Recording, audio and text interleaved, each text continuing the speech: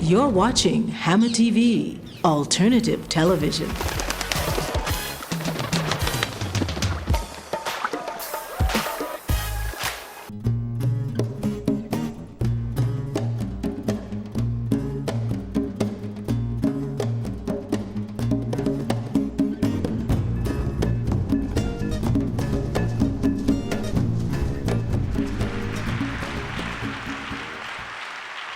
I want to start by telling you how I have come to this subject of reparations. It's been a life's journey. They put blinders on draft horses to make the horses less distractible, to make the horses more controllable. And in a figurative sense, when I grew up in the American South, in Richmond, Virginia, under total segregation,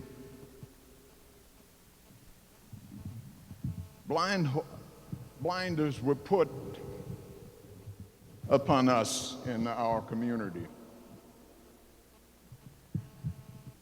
And that is, there were limits on what we were allowed to know about ourselves. And to the extent that we couldn't see very much to the left or to the right, or to the back, or to the front. African Americans were more controllable. I recall a saying that we had when we were growing up that was so popular in the United States. The old folk used to say from all the time, my parents included, from here to Timbuktu. And I had been taught to think so little critically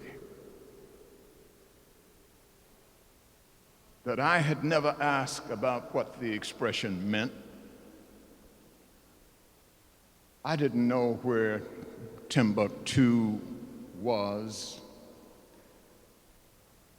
I didn't even know that Timbuktu was a place.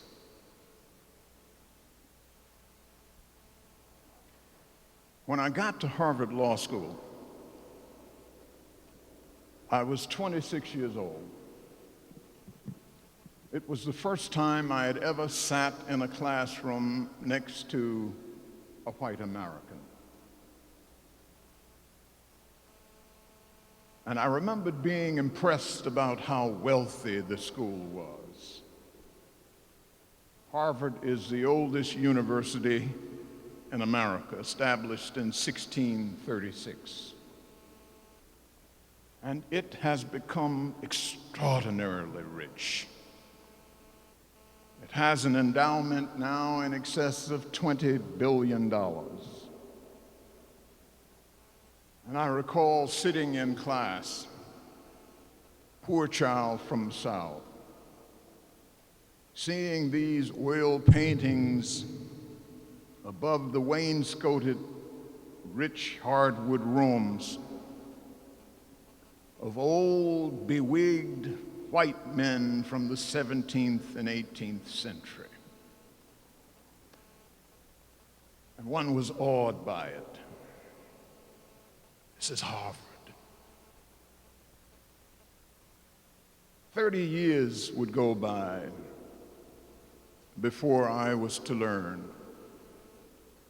that Harvard Law School was established and made possible by a man named Isaac Royale, who endowed the law school from the proceeds he had gotten from the sale of slaves on his Antiguan sugar plantation. Our forebears with their appropriated labor endowed Harvard Law School. Brown University is a very prestigious Ivy League school in the United States. The Brown brothers made their fortune building and sailing slave ships. They established a bank in Providence, Rhode Island that was to become Fleet Bank, one of the largest in the United States. So much of America's institutional wealth has its roots in slavery. Aetna Life Insurance Company, the same story. The early buildings of Georgetown University in Washington, D.C. were constructed with slave labor by slaves from Louisiana, who were later sold to a plantation in another place. They were never paid. The United States Capitol. I remembered when I used to work there. And I walked through the rotunda time and time again. And I never looked up. And I remembered one day when I was writing Defending the Spirit, I went down to the Washington Mall, walked up and down the mall with my daughter Kalia when she was just a little girl. And we were in the rotunda, and around the wall of the rotunda is a hat band, a kind of frieze that depicts American history. And you will see everybody depicted in the frieze, except the people who built the Capitol of the United States. They were never paid. The stones were cut in Stafford, Virginia, and brought up the Potomac River by enslaved people. Atop the United States Capitol is a statue called, ironically, Freedom. It is a statue of an Indian maiden. It was made and cast in Bladensburg, Maryland, by slaves. Broken into parts, brought to the Capitol, reassembled, and hoisted to the top of the dome by our forebears. Until 1807, Britain, British businessmen, British merchants, British bankers made unseemly sums of money from the slave trade. The royal family was largely financed by the slave trade. So much capital was accumulated by Britain from slavery that the Industrial Revolution, because of this in large part, was made possible. I have long time learned now that what you don't know will kill you. They're the blinders on the draft horse. You're not supposed to see that way or that way. You're not supposed to look behind. You're not supposed to know. When we talk about reparations, or at least when I talk about reparations, I'm not talking about money. I'm talking about money, yes, but I'm not only talking about money. The money will run into the trillions when the calculation is done. But the crime is much larger than that. There is no worse crime than you can commit against a people than to strip them of the story of themselves. For if you don't know your past, you cannot see your future. From here to Timbuktu. I remember when I got to college. When I arrived at college, I don't think I'd had a teacher who said anything to us about Africa, anything to us about the slave trade, anything to us about our dilemma in history, anything to us about what we had been and what we were and how we came from there to this point. And I remember the professor, we were reading a book on Western civilization, and she asked the class, "Tell me, do you think the author is Catholic or Protestant?" And it was the first time any teacher ever said to us anything about the author. The words were on the page, and the page was gospel. She said, "All of this is subjective. You have to learn to think critically. You ought to know from reading the text what the disposition of the author is. Look behind the words." And so, from that point on, I began to develop an investigative curiosity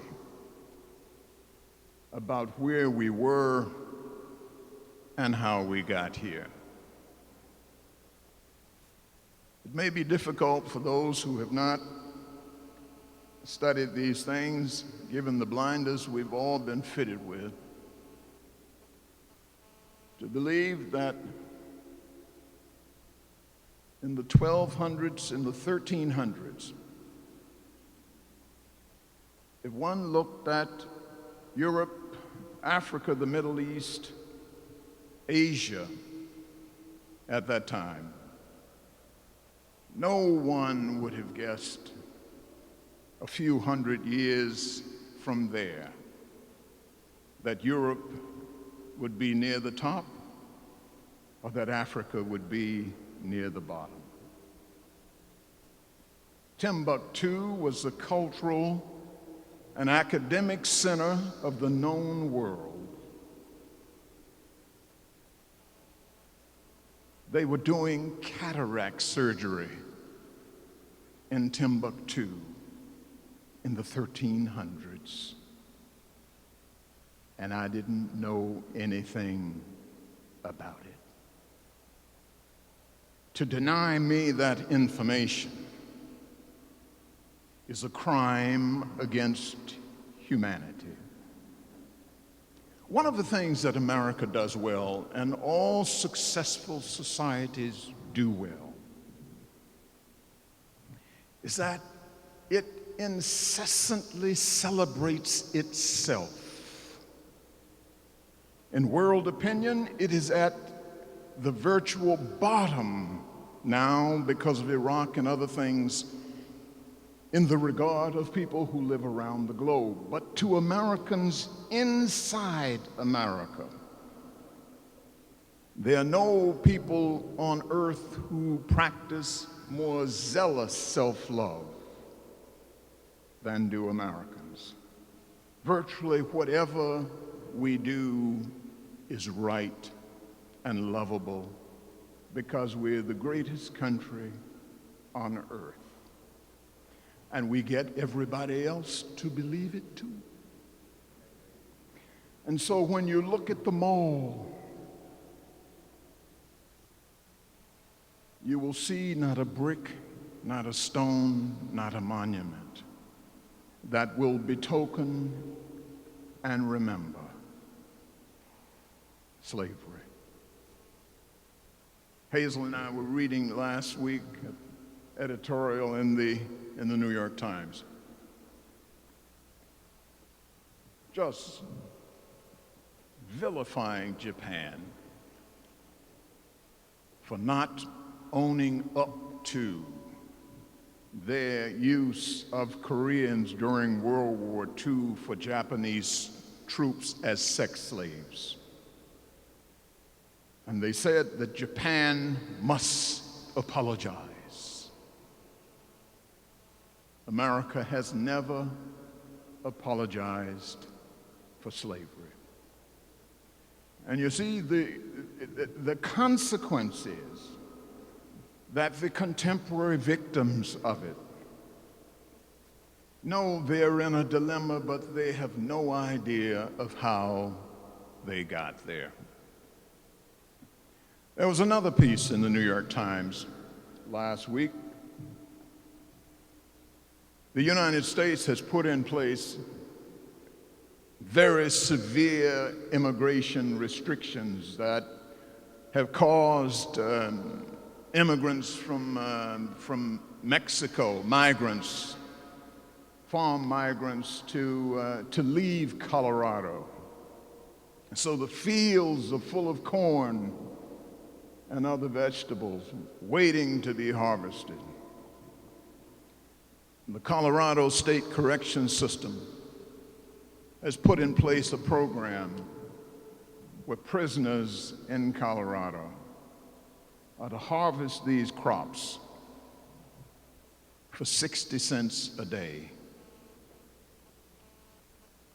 It is a modern slavery.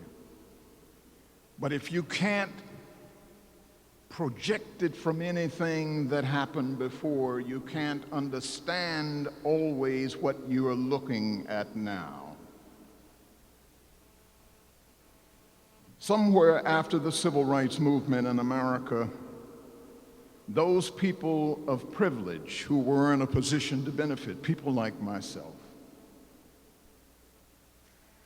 who had once been in the same boat with the trunk of the black community, left the boat, went out and up, and did well. And so now we can all look at Oprah as something we can and should become. We can look at Bob Johnson, who has, in my view, served us badly with the establishment of BET, and BET's little children now across the Caribbean named Tempo and other strange things that are destroying our young minds. But those people left the black community because they no longer had in common with those they had been in the boat with anything much anymore. And so the bigger part of the black community in America remained bottom stuck. And to some extent, I think people like me forgot about people like them.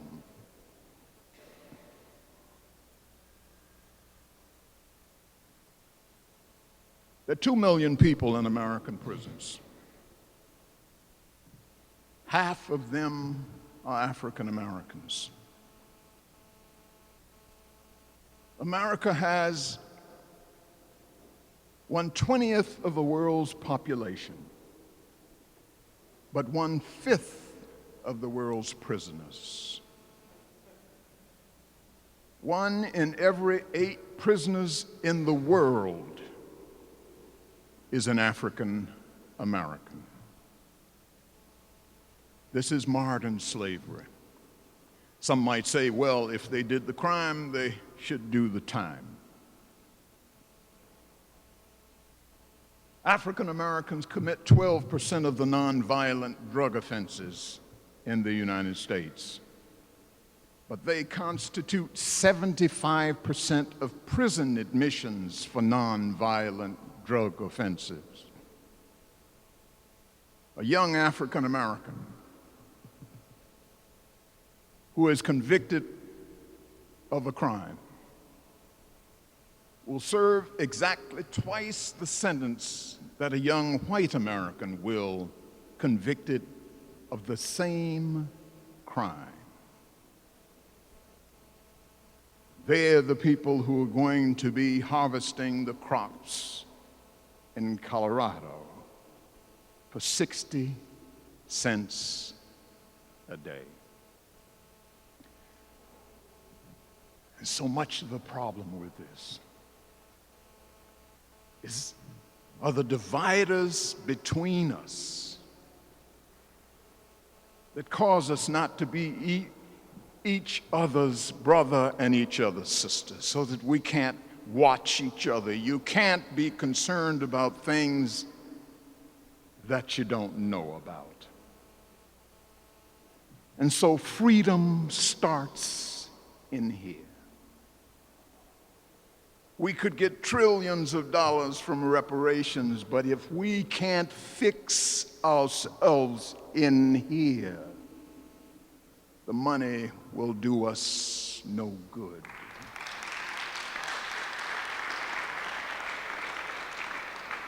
And so when people ask me about, well, I must say, I've learned to deal with this now. When I used to work on South Africa issues, people used to say, well, we got problems over here. Why should we be concerned about problems over there? Mr. Robinson, you're not a South African. And I would say, but I am a South African. When I went to jail at the Nigerian embassy, said, but you're not a Nigerian. I am a Nigerian. I am a member of the African world community, and there are no borders that divide me from the rest of it.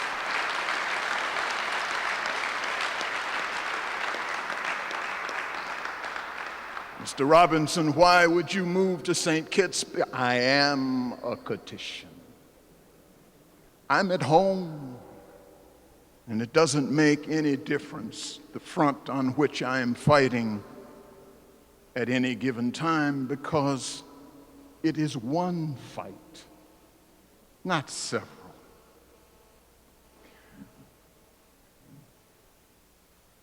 I saw in the paper today, and I don't understand the details, and I didn't read it, and there's similar things happening across the Caribbean. That 2 Haitians had been deported.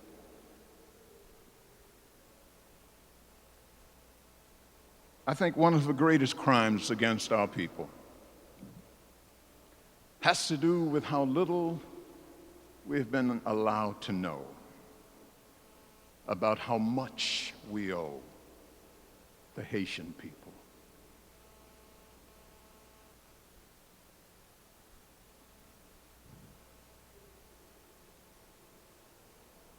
Toussaint Louverture, Jean-Jacques Dessalines, and a group of former slaves did what no other enslaved people anywhere in the world had ever done before and has been able to do since. And because of what they did, they have been caused to pay a price like no people on earth have been caused to pay. And because we have been fitted with the blinders, we have not been able to see what they did for us all. Napoleon Bonaparte wanted to expand his Louisiana territory westward to the West Coast. He had ambitions of world empire. And he wasn't able to do that largely because Toussaint Louverture and Jean-Jacques Dessalines and these slaves defeated France twice. 60,000 person armies commanded by Napoleon's brother-in-law. Military genius Louverture was. And then defeated the armies of France, of Spain, and England. and made them turn tail to run back to Europe and put in place the first free black republic in the world, and then opened their doors to slaves, runaway slaves from anywhere in the world. You come to Haiti, you are a citizen. And then gave Simón Bolívar, who was trying to liberate Latin America, all the guns and all of the ammo and all of the explosives and all of the everything he needed. And that's why a Haitian president's bust sits in the legislature in Caracas, Venezuela, because Venezuela is a free country today because of what Haiti did for it. I don't know if you know who John Brown is, but John Brown is an American who made war against the United States government before the Civil War, trying to free the slaves. And for his trouble, he and his men, two of whom were black, were executed, hanged. We got a lot of Booker T. Washington high schools in America. There are no John Brown high schools.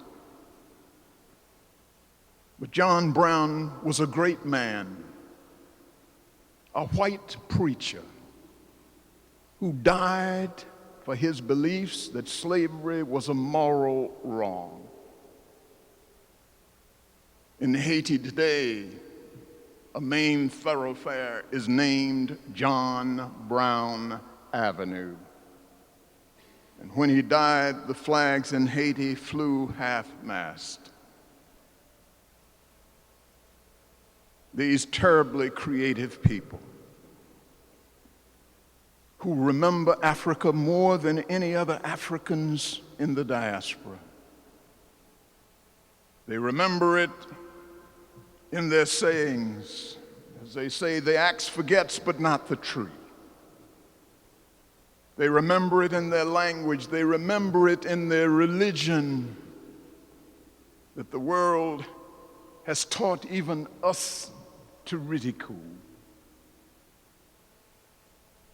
It's amazing power of information, how they can turn people against themselves.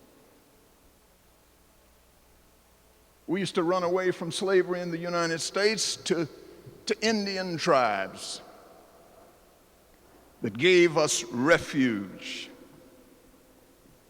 There were 5 tribes, Seminoles and Choctaws and Chickasaws and Cherokees.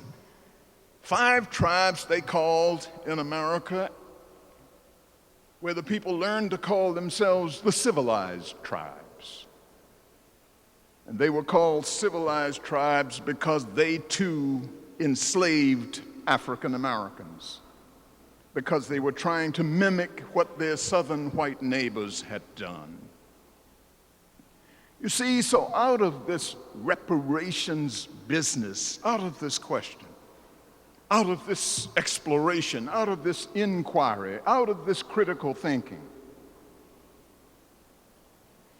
we will be victorious if we do nothing more than discover ourselves.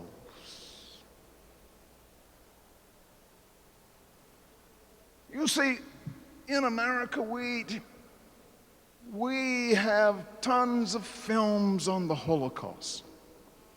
We have tons of films on this, tons of films on that, reams of magazine stories about Rome and Greece and the ancient times and all of that, on and on and on, much of it fictional.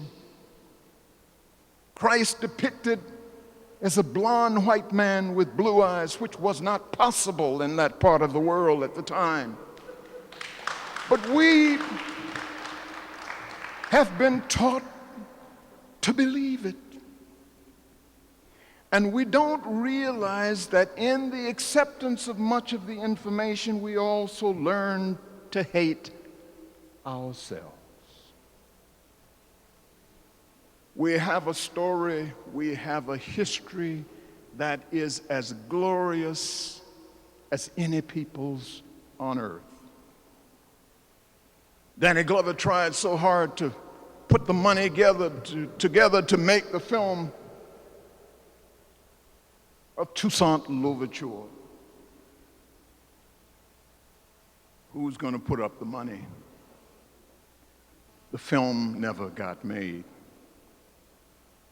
He who pays the piper calls the tune.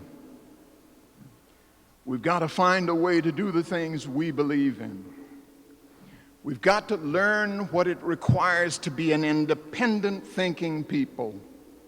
We have to develop inside our ranks our own point of view. You see, anytime you take a people and you make them into a shadow of what they were, it took our religion, it took our languages, it took our mothers, it took our fathers, they took our names, they took our memories, they took our cultures, they took our mores, they took our insides. And they made us into people centrally proud of our cell phones. People who are in love with things. One of the great viruses, I think, infecting the West is that we've all become to be lovers of things. Nothing wrong with things. You know, I have no particular commitment to thinglessness, but there has to be something more. You see, it has a lot to do with how people are made resilient. One of the problems that the U.S. is having in the Middle East and in Iraq is that they didn't know it in their arrogance when it started.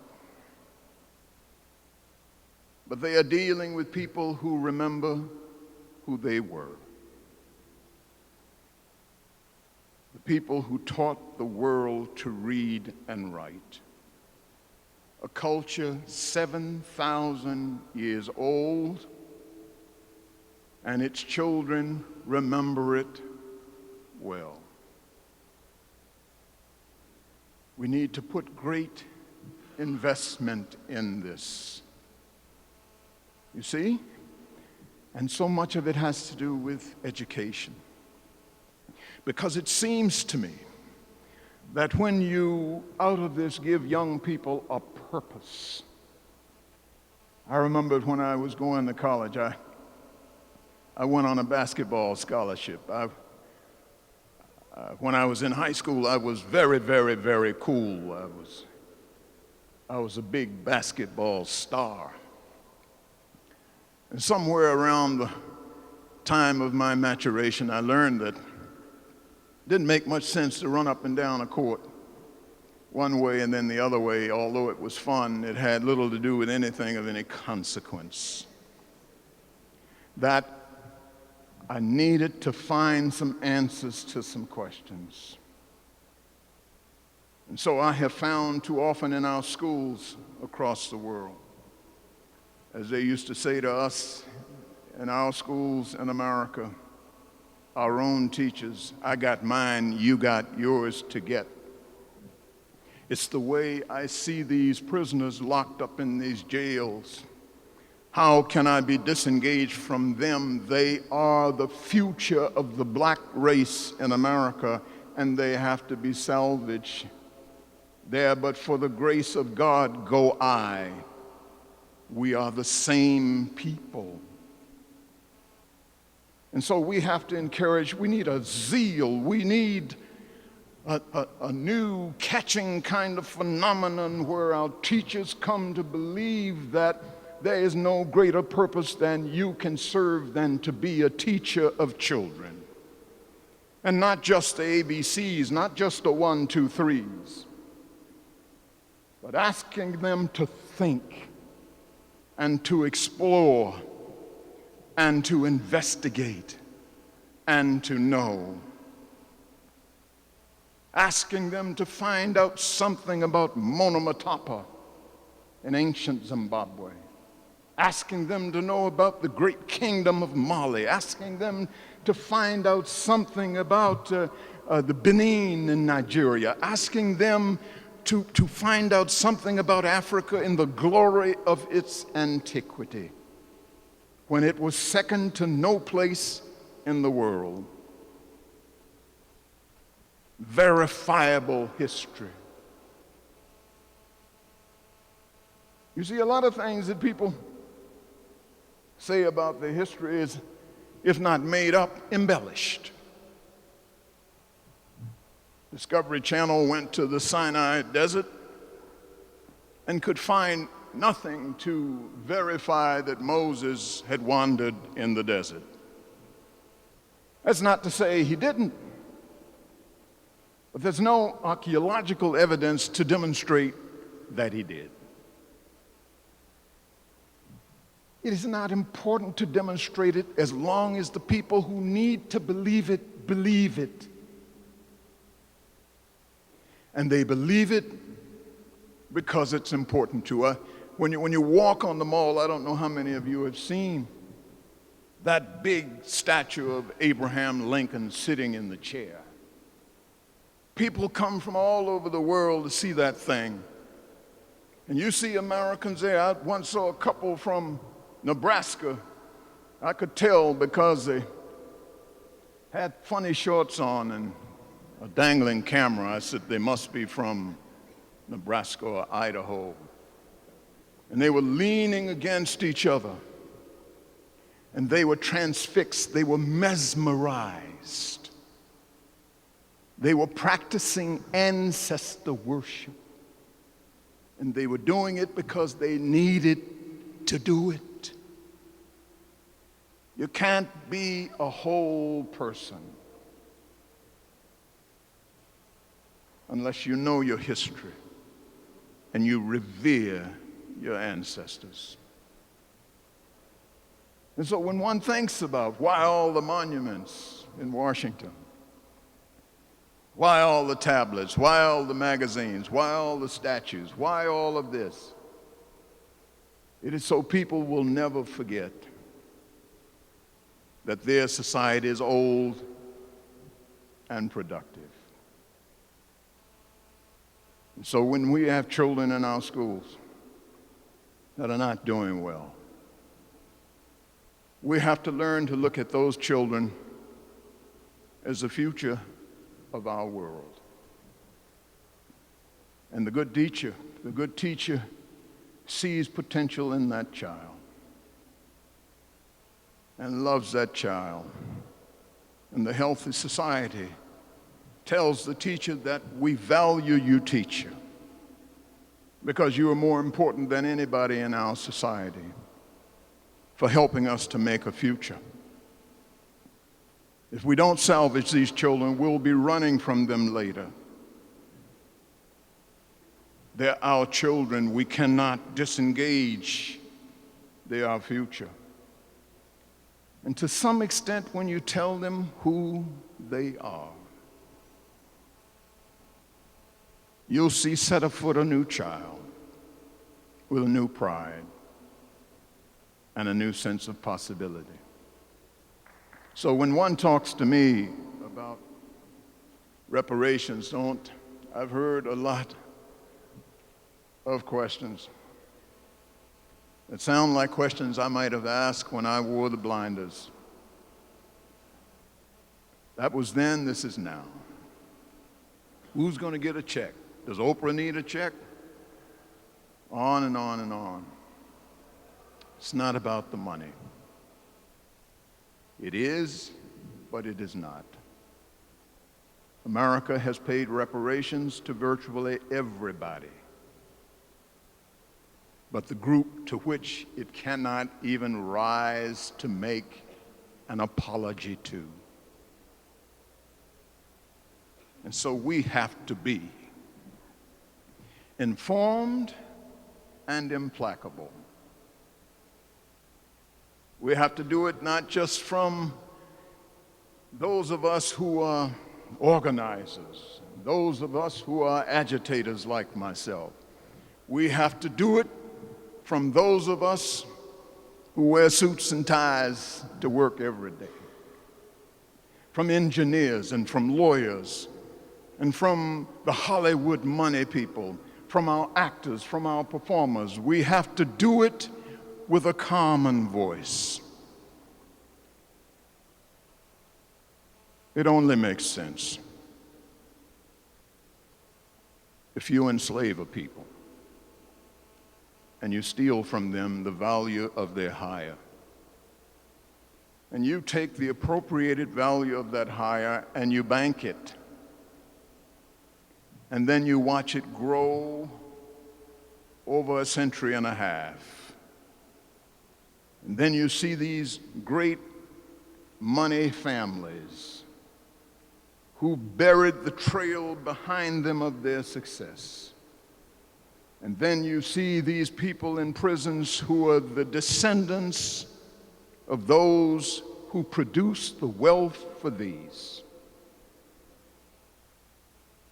Isn't it reasonable if somebody took something from you to ask for recompense?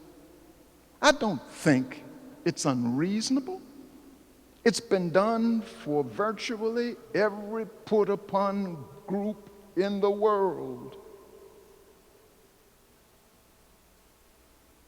Why was Aristide abducted by the United States and taken to the Central African Republic? France never forgot what Toussaint Louverture and Jean-Jacques Dessalines did to France. Aristide never forgot it either. He and Haiti attempted to challenge the very wealthy so that they would make better terms available to the very poor. France is the only case where after a people won and defeated his nation, he imposed reparations, saying that the people had to pay France for having freed themselves. Haiti paid France in today's dollars $21 billion.